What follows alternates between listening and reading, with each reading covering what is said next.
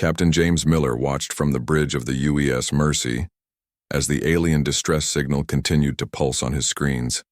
The massive rescue vessel, one of Earth's finest humanitarian ships, had responded immediately when the signal was detected, coming from the edge of the Arcturus system.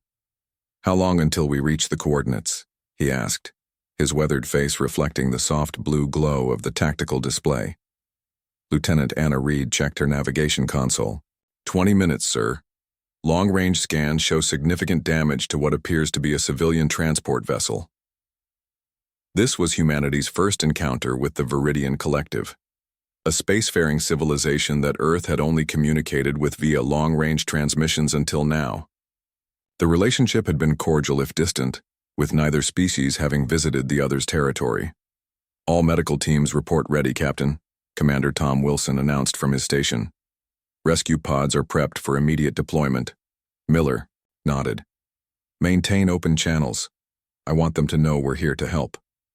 As the UES Mercy approached, they could see the Viridian ship drifting among debris fields, its hull torn open in multiple sections. Escape pods dotted the space around it, tiny beacons of life in the void. "Life signs are faint but present in most pods," the sensors officer reported. "Their life support systems are failing." "Launch rescue teams," Miller ordered. Two smaller vessels detached from the Mercy, heading toward the escape pods.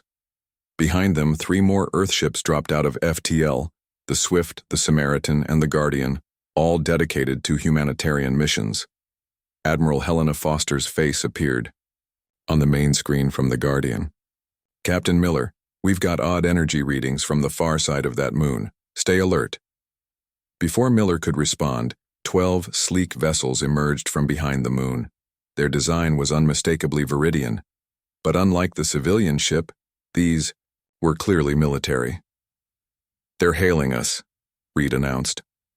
A blue-skinned alien appeared on screen. "Earth vessels, you are trespassing in Viridian space. Withdraw immediately." Miller stepped forward. "This is Captain James Miller of the UES Mercy. We're responding to a distress signal from your civilian transport. We mean no harm. We're here to render aid." The Viridian commander's multifaceted eyes narrowed. "The affairs of our people are not your concern. This is your final warning." "Sir," Wilson whispered, "our rescue pods have already reached the survivors. We're beginning transfer operations." Miller addressed the alien again. "Commander, are civilians dying out there? Whatever political situation exists between our peoples, surely we can agree that saving lives takes precedence." The alien's expression remained cold. "You mistake our intentions, human. That ship carried dissidents and rebels. Their rescue would be problematic for the collective." The implication struck Miller like a physical blow. This wasn't an accident. It was an internal purge, and Earth had unwittingly interfered. "Sir," Reed shouted, "they're targeting our rescue vessels." Before Miller could react, brilliant green beams lanced out from the Viridian warships, striking the smaller Earth rescue craft. One exploded instantly, taking with it the crew and the survivors they'd just brought aboard. "All ships. Evasive. Maneuvers," Miller ordered, horror filling his voice. "Get our people out of there." But it was too late. The second rescue vessel shattered under concentrated fire, its fragments spinning away into the darkness. In that moment, Captain Miller knew everything had changed. Humanity had extended its hand in peace and received death in return. As the remaining Viridian weapons locked onto the Mercy, Miller gave the order he never thought he'd have to give. "All Earth vessels, defensive positions, return fire." On Earth, as the attack telemetry streamed in, emergency sessions convened in every capital. By nightfall, a unanimous declaration echoed across every channel on the planet. Earth was now at war. General Laura Hayes stood before the United Earth Defense Council, her uniform crisp despite having worn it for 36 straight hours. The holographic display behind her showed the grim aftermath of what was now called the Arcturus Massacre. 217 of our personnel killed, she stated flatly, and we estimate over 300 Viridian civilians who were executed when their escape pods were targeted by their own military. President Thomas Clark rubbed his temples. They fired on escape pods? Their own people? Yes, sir. The Viridians appear to have a much different value system than our own. Intelligence suggests this was a purge of political dissidents disguised as a transportation accident. Admiral Robert Johnson, the grizzled head of Earth Fleet Command, leaned forward. We've analyzed the weapons used against us. They're substantially advanced, energy-based technology that can slice through our best shielding. The room fell silent as the implications set in. Humanity had unified its governments and ended terrestrial conflicts a decade ago, but they had focused on exploration and humanitarian efforts, not warfare. Their ships were built for science, rescue, and trade, not combat. What's our military readiness? Clark finally asked. Limited, Hayes replied. We have defensive capabilities around Earth and our colonies, but our deep space fleet wasn't designed for war. The Viridians have already established blockades around 3 of our outer colonies. They're testing us, Johnson added, seeing how we'll respond. A scientist named Dr. Alan Foster cleared his throat. There is one option, Project Aegis. All eyes turned to him. Project Aegis had been a theoretical weapons development program, mothballed because it was deemed too aggressive, for humanity's peaceful expansion into space. The prototypes exist, Foster continued. We designed them as a last resort. Shield penetration technology, adaptive armor, kinetic bombardment systems, things we hoped we'd never need. Clark looked around the room. How fast can we convert our existing ships? 6 months for the first wave, Johnson said. But we need time. The Viridians will push their advantage before then. Hayes pulled up a new display, a star map showing the vulnerable Earth colonies. We need to evacuate the outer settlements, consolidate our forces, and buy time. The Secretary General from the Asian Alliance stood. My region's shipyards can begin production immediately. We specialized in heavy manufacturing before unification. African Union yards can handle shield retrofitting, another council member added. North America will convert our atmospheric defense grid to space coverage, said a third. For the first time in humanity's history, the combined industrial might of an entire unified planet began to focus on a single purpose: defense, and if necessary, war. Outside the council chambers, news of the attack spread across Earth. Memorial services were held for the rescue crews. Recruitment centers were flooded with volunteers. Factories began running 24-hour shifts. On the colony world of New Terra, Governor Mark Davis watched as evacuation ships landed. We're leaving everything behind, he told his assistant. Not everything, she replied, pointing to a group of colonists loading not just essentials but seeds, cultural artifacts, and data archives into the transports. We're taking what matters. It was the same across every threatened colony. Humans retreated strategically, but they carried their determination with them.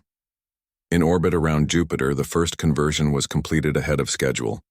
The science vessel Columbus, once dedicated to stellar cartography, emerged from the shipyards with new armor plating and weapon systems gleaming against its hull. Its captain, a former exploration officer named Jack Howard, addressed his crew. We didn't ask for this fight, but make no mistake, when they fired on our rescue ships, they didn't just attack our vessels. They attacked the very core of who we are. He looked at the faces before him, scientists and explorers now preparing for war, and that, he concluded, is something we cannot allow to stand. The Viridian High Command had not anticipated the speed of humanity's response. Their tactical simulations had predicted a disorganized retreat, perhaps even surrender negotiations after the initial show of force.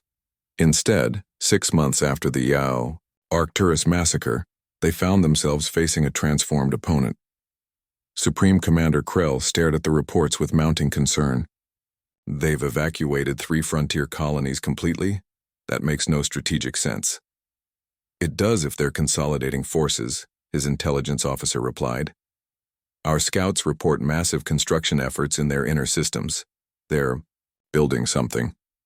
Primitive humans couldn't possibly, Krell began, but was interrupted by a proximity alert. On the main display, 3 Earth vessels appeared at the edge of the Procyon system, directly in the path of a Viridian supply convoy. But these weren't the vulnerable rescue ships from before. These vessels bristled with weapons, their hulls reinforced with unfamiliar alloys. "Open a channel," Krell ordered. The face that appeared belonged to Admiral Johnson. His expression was stone cold as he delivered his message. "This is Admiral Robert Johnson of the United Earth Defense Fleet. Your forces have occupied Earth territory, blockaded our colonies, and murdered our citizens. You are hereby ordered to withdraw from all human-claimed systems immediately." Krell's translator relayed the message, and he chittered in amusement. "The humans send 3 ships and expect us to retreat? Fire warning shots." Green energy beams lanced toward the Earth vessels, but instead of finding their targets, they dissipated against invisible barriers. "Their shields are absorbing our energy weapons," the weapons officer exclaimed. What happened next stunned the Viridian command. The Earth ships didn't fire energy weapons in return. Instead, they launched what appeared to be simple metal projectiles, but accelerated to near-relativistic speeds. The kinetic impactors tore through Viridian shields designed to stop energy attacks, not physical objects. 3 Viridian escort ships shattered instantly. "Impossible," Krell whispered. "Their technology was inferior." "Sir, they're targeting the supply vessels now." Admiral Johnson's face reappeared. "This is your final warning. Every Viridian vessel that remains in human space in 24 hours will be considered a hostile target." The transmission cut. The Earth ships turned and vanished into FTL, leaving behind the ruined Viridian escorts and a stunned high command. Back at Earth Fleet headquarters, Johnson watched the after-action reports with his staff. "It worked, Lieutenant," Maria Lopez said, amazement in her voice. "Project Aegis actually worked." "The kinetic acceleration weapons were particularly effective," Commander Ryan Peters noted. "Their shields are calibrated for energy dissipation, not mass impact." Johnson nodded. "We don't need to match their technology. We just need to exploit its weaknesses." The Admiral turned to the strategic display showing the location of Earth's newly formed battle groups. 6 months of round-the-clock manufacturing had yielded results faster than anyone had thought possible. Cargo ships retrofitted with armor plating, science vessels carrying experimental weapons, even civilian craft converted to support roles. "Where do we strike next?" Peters asked. Johnson pointed to a blinking light representing a Viridian forward base. "Here, their blockade of Proxima Colony. But this time we're not just hitting and running. We're taking back what's ours." Across the solar system, the second wave of conversions was nearing completion. Earth's orbital shipyards, once used for civilian vessels, now hummed with military production. Beneath the surface of the moon, massive accelerator cannons were being assembled, designed to launch projectiles that could strike targets light minutes away. On Mars, Dr. Foster supervised the activation of a planetary shield grid. "Even if they break through our fleets," he told his team, "they'll find that humanity has learned to protect its homes." Millions watched as President Clark addressed the unified Earth. "We did not seek this conflict," he said solemnly, "but we will not shrink from it. The Viridians believed they could extinguish our compassion by punishing us for offering aid. Instead, they have awakened our resolve." The speech was transmitted to every human outpost and ship. Among those listening was Captain Miller, one of the few survivors from the UES Mercy, now commanding the newly commissioned warship UES Retribution. "All hands," Miller announced to his crew as the speech concluded. "Prepare for jump. We're taking back Proxima." The battle for Proxima Colony marked the turning point. What had begun as a simple rescue mission 6 months earlier had escalated into the first interspecies war humanity had ever faced. But the Viridians had made a critical error in their assessment. They had mistaken humanity's preference for peace as an inability to wage war. They were learning their mistake the hard way. Captain Miller stood on the bridge of the UES Retribution as it dropped out of FTL at the head of Battle Group Theta. 15 converted Earth vessels arranged in attack formation. Before them hung the jewel-like orb of Proxima Centauri b. humanity's first extrasolar colony, now surrounded by a Viridian blockade fleet. Enemy vessels detected, Lieutenant Reed announced. She had transferred to the Retribution with Miller after surviving the Arcturus massacre. 23 ships in blockade formation. Miller nodded. Deploy railgun batteries, launch kinetic platforms. The battle began with surprising silence. No roaring explosions. Space combat didn't work that way. Instead, magnetic accelerators. Along the Earthship's hulls flung dense metal projectiles at incredible speeds. The first wave tore through 3 Viridian cruisers before they could even raise their energy shields. They're responding, Commander Wilson reported. Energy weapons charging. The Viridian fleet adjusted quickly, their ships scattering to avoid presenting grouped targets. Green energy beams lanced out, striking the forward vessels in Miller's formation. Shields holding at 70%, Reed called out. The metamaterial absorption layers are working. Dr. Foster's team had created a revolutionary shielding system. Not the energy fields the Viridians used, but layers of engineered materials that could absorb and redistribute energy attacks, buying precious minutes of protection. Signal the flanking groups, Miller ordered. Execute pincer movement. On either side of the main battle, additional Earthships emerged from FTL, catching the Viridian formation in a 3-sided trap. The battle that followed was brutal and efficient. Humanity's weapons might have been more primitive in some ways, relying on kinetic impacts rather than exotic energy. But they were devastatingly effective against an enemy that had optimized their defenses for a different kind of warfare. 2 hours later, Miller received the message he'd been waiting for from the surface of Proxima Colony. Blockade broken, Viridian ground forces surrendering. For the first time in 6 months, the colony was free. In the aftermath, Miller authorized medical teams to treat injured Viridian prisoners, a decision that confused the aliens. Their own military doctrine had no concept of caring for enemy. Wounded? Why waste resources on us? A captured Viridian officer asked as a human doctor treated his injuries. Because that's who we are, the doctor replied simply. The same reason we answered your people's distress call, even though it cost us dearly. News of the victory at Proxima spread quickly through human space. One by one, similar operations liberated other blockaded colonies. The Viridian advance, which had seemed unstoppable months before, was not just halted, but reversed. On Earth, President Clark met again with the Defense Council. We've pushed them back to pre-conflict boundaries, General Hayes reported. The question now is, what next? Admiral Johnson's expression was grim. They attacked us unprovoked. Standard military doctrine would suggest we press the advantage, take the fight to their territory. The room fell silent. This was the crossroads humanity now faced. Stop at defense or pursue retribution. Dr. Foster spoke up. We should consider what message we want to send to other spacefaring species who might be watching. This is humanity's first interstellar conflict. It will define us for generations to come. President Clark nodded slowly. We have the capability now to strike at Viridian worlds. But capability is not the same as justification. He looked around the room. I want options, not just military ones. As the council debated, Earth's forces continued to secure their borders. The newly christened First Fleet established a defensive perimeter along the frontier with Viridian space. Aboard the Retribution, Miller reviewed damage reports when Reed approached. Orders from command, sir. We're to proceed to the Epsilon Indy system and join the defensive line. Miller studied the star chart. Epsilon Indy was right at the border of claimed space, the perfect position from which to launch an invasion of Viridian territory, should the order come. Do you think we should? Reed asked quietly. Invade them? After what they did? Miller considered the question carefully. 6 months ago, I watched them murder our rescue teams. Part of me wants to make them pay for every life they took. He paused. But another part remembers why we were there in the first place.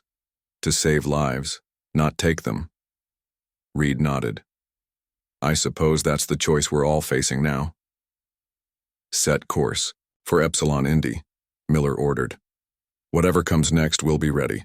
The standoff at the border between human and Viridian space had lasted 3 weeks. Earth's newly formed defense fleet held position along a carefully defined line, neither advancing nor retreating. On the other side, the Viridian military had marshaled its forces, expecting an invasion that hadn't come. Aboard the Viridian flagship Unyielding Truth, Supreme Commander Krell struggled to understand the human strategy. "It makes no tactical sense," he told his war council. "They hold the advantage. Their kinetic weapons pierce our shields. Their hulls absorb our energy attacks. Yet they do not press forward." "Perhaps it's a trap," suggested his second-in-command. "They wait for us to attack first. Or perhaps," offered a voice from the back of the chamber, "they truly are different from us." The speaker was Viridian Ambassador Trell, recently arrived from the homeworld. Unlike the military officers with their enhanced combat physiology, Trell was smaller, bred for diplomacy rather than war. "You would have us negotiate with primitives?" Krell scoffed. "Primitives who defeated your blockade and reclaimed their territories in less than a week," Trell countered.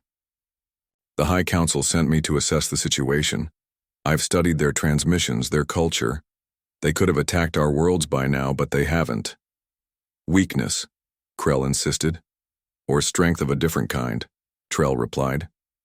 Meanwhile, across the divide, humanity was wrestling with its own decisions. President Clark had convened an extraordinary session combining the Defense Council with civilian scientists, ethicists, and cultural experts. "We have 3 options before us," he announced. "First, we maintain the defensive line indefinitely. Second, we launch a limited offensive to destroy their military capabilities.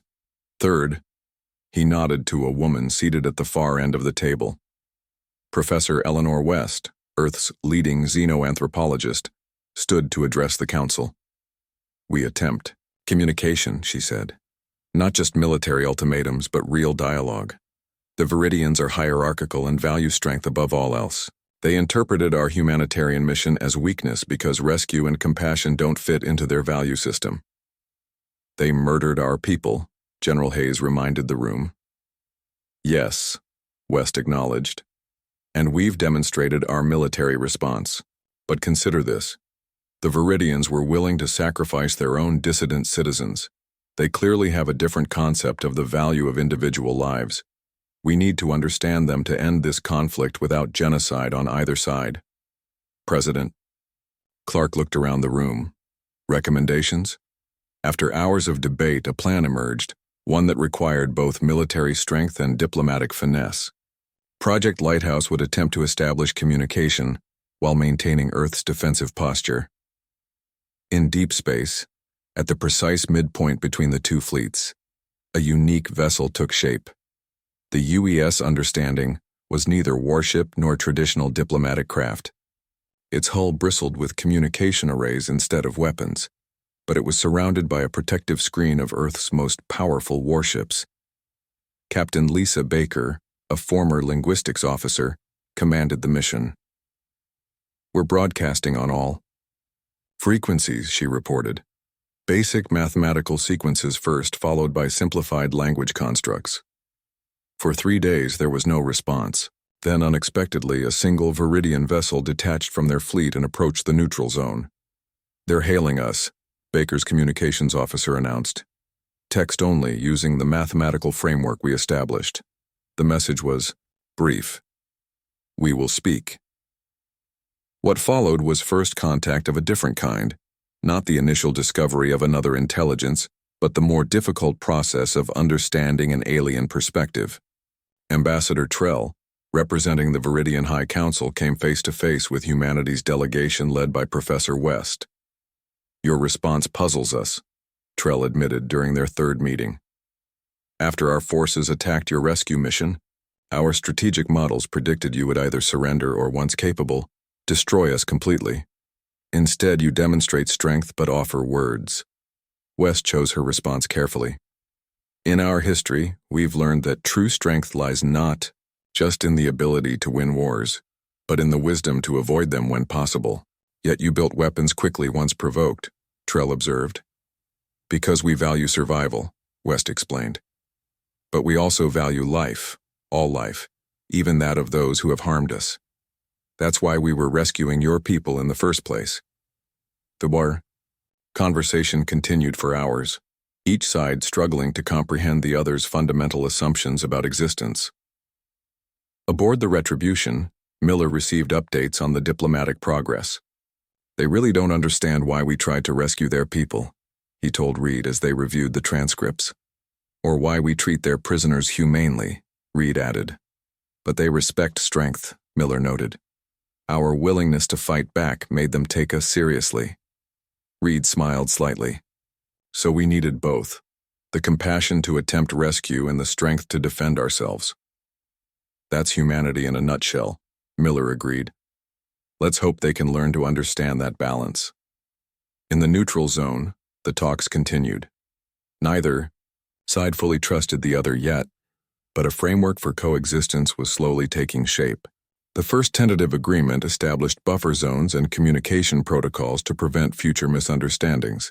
As Ambassador Trell prepared to return to his vessel, he made one final observation to Professor West. Your species confuses us. You have the power to destroy, yet you choose not to use it to its fullest extent. This is not a concept easily translated to my people. West nodded. Perhaps that's the most important translation work we have ahead of us. 1 year after the Arcturus massacre, representatives from Earth and the Viridian Collective gathered on neutral ground, a space station constructed specifically for this purpose in unclaimed territory between their spheres of influence. The Treaty of New Beginnings, as it would come to be known, marked humanity's formal end to the conflict. The terms were neither punitive nor submissive. The agreement established clear boundaries, communication protocols, and, most importantly, rules of engagement for future encounters between the species. Both sides would maintain their military readiness, but agreed to notification systems that would prevent misunderstandings like the one that had triggered the war. President Clark signed for Earth, while a representative of the Viridian High Council affixed their mark to the document. As the ceremony concluded, Clark addressed the assembled delegates. Today we choose a different path than the one that seemed inevitable a year ago. When our rescue ships were fired upon, Earth chose war, not because we desired conflict, but because we refused to abandon our values under fire. Now we choose peace, not because we fear continued conflict, but because we recognize that true strength lies in knowing when to set weapons aside. The Viridian representative spoke next, their translated words careful and measured. The collective acknowledges the unusual nature of this resolution. In our history, conflicts end with dominance or destruction. This concept of mutual respect, despite capability for mutual harm, is instructive. Not everyone on either side was satisfied with the treaty. Some human military leaders argued that the Viridians couldn't be trusted, that Earth should press its technological advantage while it existed. Similarly, factions within the collective viewed any compromise as weakness, but the majority on both worlds recognized the wisdom in avoiding further bloodshed. The brief war had cost thousands of lives and resources that could have been better used for exploration and advancement. In the months that followed, Earth continued to build its defenses while simultaneously returning to its pre-war focus on exploration and humanitarian efforts. The United Earth Defense Fleet, born of necessity, was now a permanent fixture, a shield behind which human compassion could safely operate. Captain Miller received new orders 6 months after the treaty signing. The Retribution, originally converted, for war was being partially retrofitted. We're keeping the defensive systems, Admiral Johnson explained during the briefing, but we're adding back scientific and humanitarian capabilities. Your new assignment is exploration of the Sirius sector, with secondary mission parameters including response to any distress signals. Miller raised an eyebrow. Any distress signals, Admiral? Even non-human ones? Johnson's expression was serious, especially those. The treaty established that both sides would render aid to civilian vessels in distress, regardless of origin. We're going to hold up our end and demonstrate that our rescue efforts at Arcturus weren't a fluke, but the essence of who we are. The mission was symbolic as much as practical.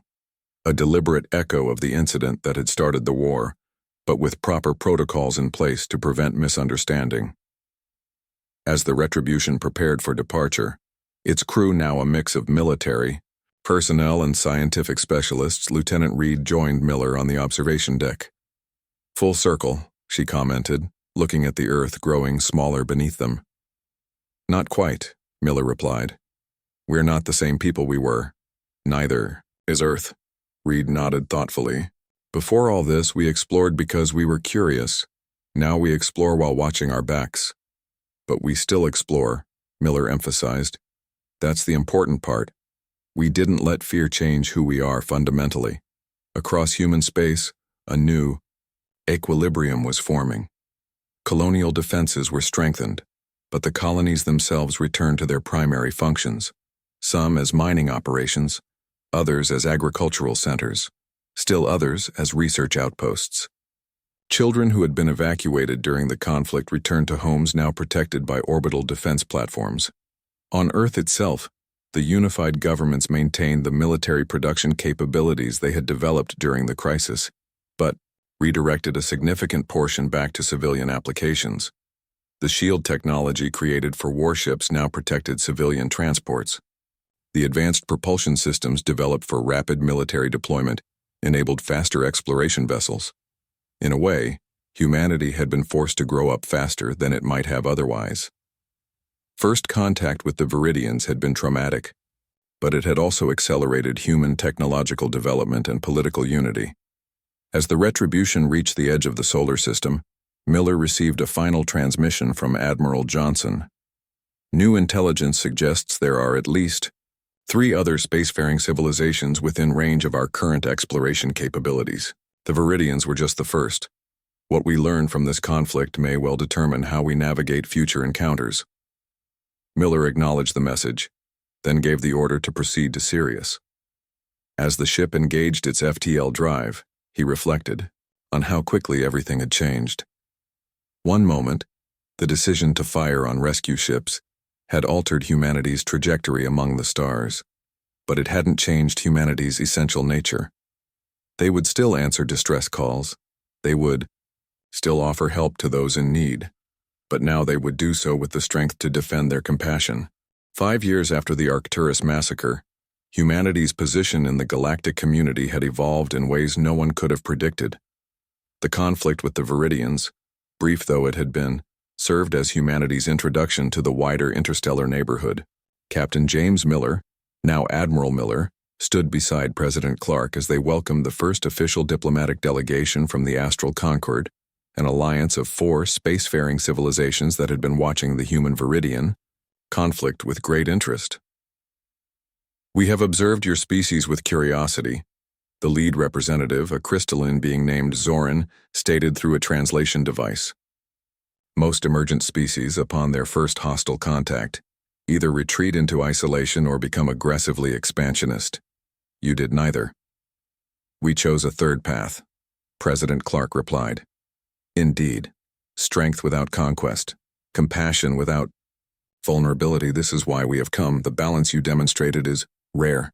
The Astral Concord's arrival confirmed what Earth's leaders had suspected, that their handling of the Viridian conflict had been a test of sorts, one that would determine humanity's place among the stars.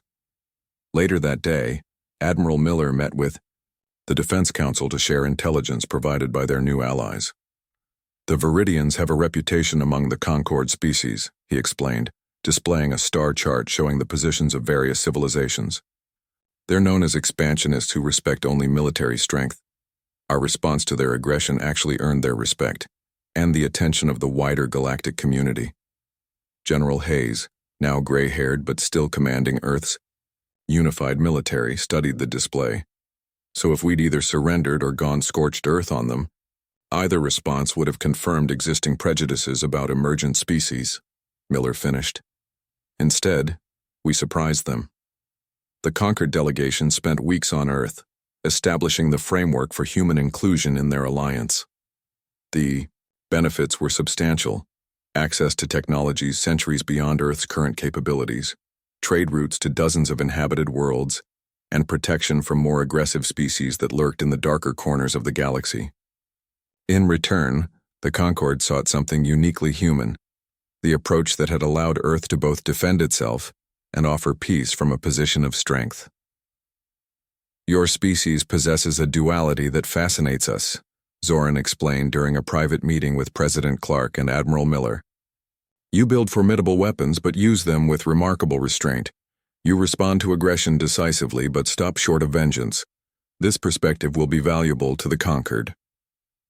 The UES Understanding, the communication vessel that had facilitated the peace with the Viridians, was recommissioned as Earth's first embassy ship, designed to visit each conquered homeworld and establish formal diplomatic ties. Professor Eleanor West, whose insights had been crucial to the Viridian peace, was appointed as Earth's first ambassador to the conquered. Before her departure, she met with Admiral Miller one last time. "It's remarkable," she mused, gazing out at the vast shipyards orbiting Earth, where vessels of exploration and defense were being built side by side. 5 years ago, we were just taking our first steps into interstellar space. Now we're joining a galactic community."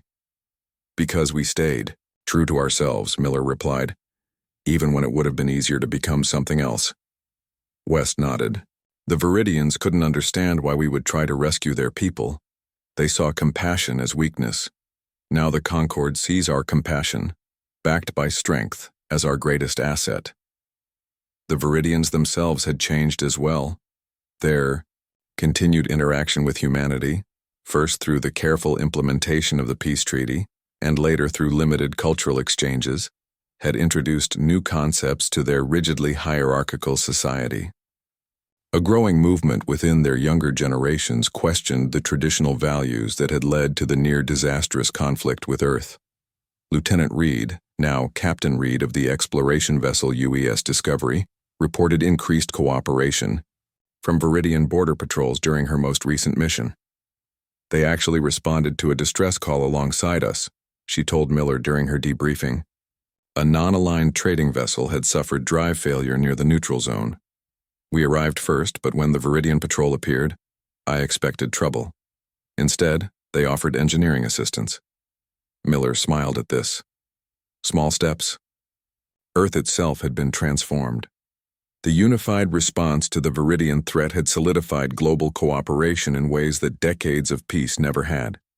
With the external threat diminished but not forgotten, humanity maintained its vigilance while returning wholeheartedly to exploration and scientific advancement. The defensive technologies developed during the conflict were now integrated into every aspect of human expansion. Colony ships carried both scientific equipment and defensive capabilities. Exploration vessels maintained their primary mission of discovery while housing weapons systems that remained powered down but ready. In Earth orbit, the massive construction project that had begun during the war, initially planned as a purely military installation, had evolved into the Gateway Station, humanity's primary connection to the interstellar community. Half defensive, platform, half diplomatic and trade hub, it embodied the dual nature that the Concord found so intriguing about humans. As Admiral Miller prepared to retire from active service, he was invited to address the graduating class of the newly established Earth Defense and Exploration Academy. Looking out at the young faces before him, humans who had grown up in a world forever changed by first contact, he reflected on the journey that had brought them all here. 5 years ago, when the Viridians fired on our rescue ships, Earth chose war, he told them. It was not a choice we made lightly or eagerly. It was a choice forced upon us by those who mistook our compassion for weakness. He paused, letting his gaze move across the audience.